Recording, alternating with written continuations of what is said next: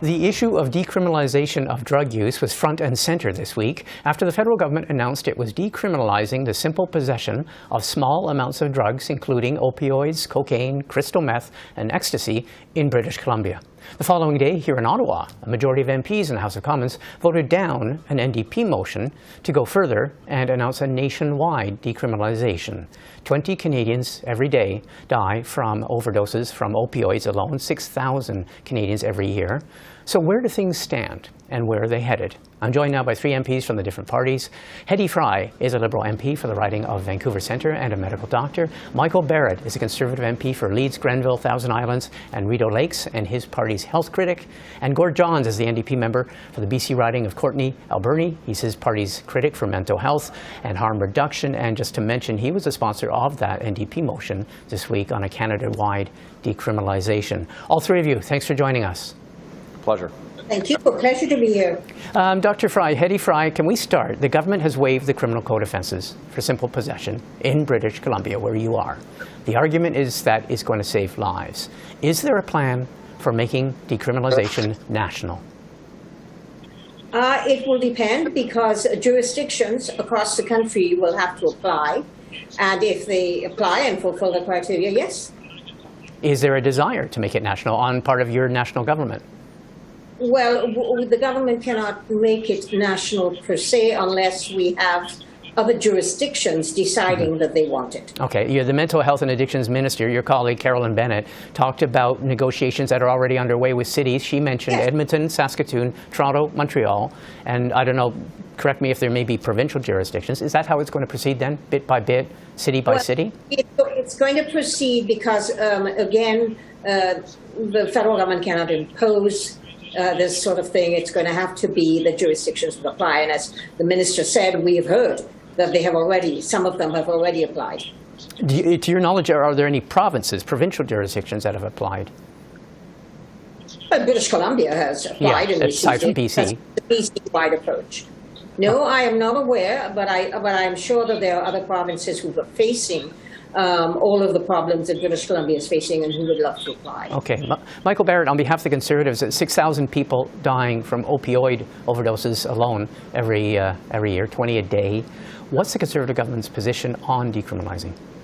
Well, as the as the official opposition, of course, we're terribly concerned about the opioid epidemic and every death, as a result of toxic drugs, poison in this country. What we've seen from the federal government in the past was a directive from the prosecution service not to prosecute simple possession. And what we're seeing from the government now, what we're looking for from the government, is a response that really addresses the needs to help people get better, a treatment-based response. And so what we would hope to see from the government as they consult with the provinces is how they can best assist them in increasing access to treatment, harm reduction, helping people transition back to their lives once they've recovered from addiction and their struggles. And so that's really what we're looking for in this case. This is not frankly, it's not an approach that's focused on helping people get better. And we already had in this country a directive from the Federal Prosecution Service not to prosecute simple possession unless there was a public safety risk. It's important to note, Martin, that in this legislation, 2.5 grams of decriminalized possession of carfentanil is enough to kill 1,000 people. So we need to be incredibly careful with the messages that we're sending to Canadians and really focus specifically on helping people get better with access to treatment services. Just a quick question, though. The Canadian Association of Police Chiefs has come out in favor of full decriminalization. And one of the police chiefs I heard interviewed in BC said the big difference is that for people who are dependent on drugs, if it's decriminalized, you don't have to seize their drugs. So they're not then apt to go out and cause, maybe commit a crime or get into perilous situations to try and get another fix. So your party is definitely not in favor of decriminalization.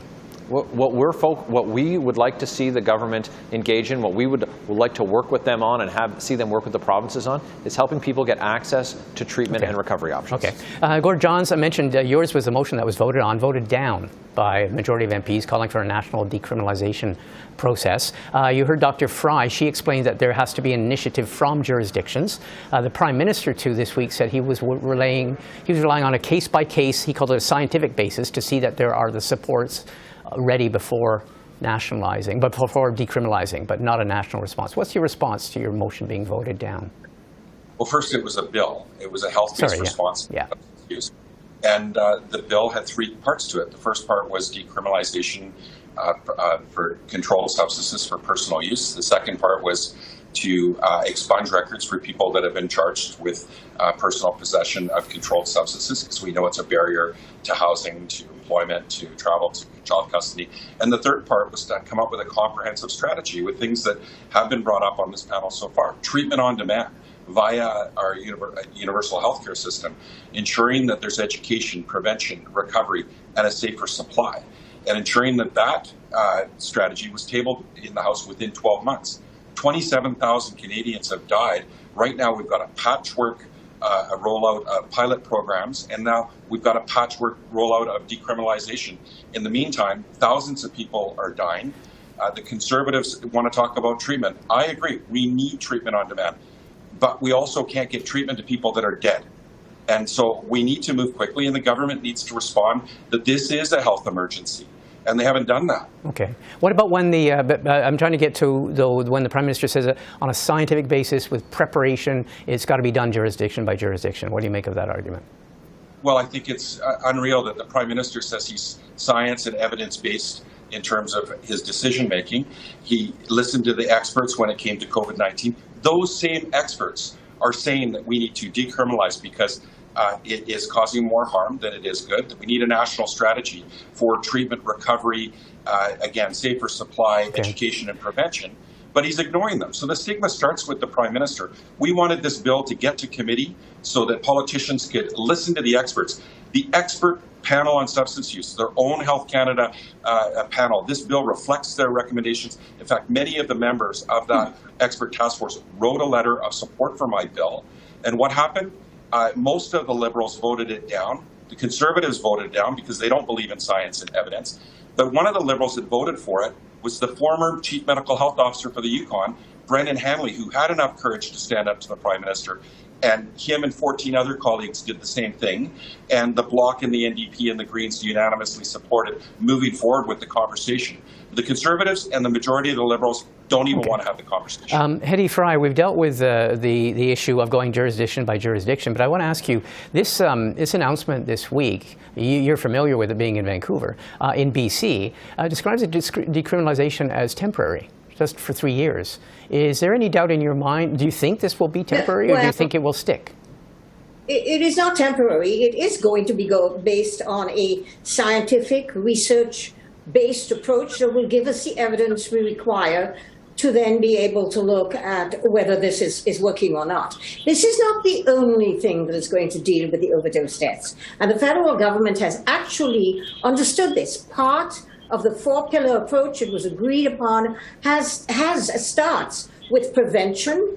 It starts with harm reduction. It moves into treatment, and it moves into rehabilitation. That's a four-pillar approach. And so basically, this is all there. In British Columbia, for instance, when we began as Liberals, the safe consumption site there, and it was approved, we did it on a pilot project. The evidence showed us that overwhelmingly what happened with after 6 months of safe injection sites, people wanted treatment. We created a 25-bed unit to allow for them to immediately get access to treatment. So treatment is part of the plan. This is a public health approach. And the public health approach includes treatment and rehabilitation. It includes harm reduction. Okay. It includes everything, and it includes access to safe supply. And the minister also announced that yesterday, that in British Columbia there are 14 groups that would have ability to access SUAP, so that they can provide, physicians can provide safe supply of clean drugs to people who need it. Okay, on that note, I think we're going to wrap up, but I think we will have a chance to discuss this further as we watch this program roll out and as we see different jurisdictions. I want to thank all three of you for taking the time. Thanks for joining us. Thank you for having us. Thank you.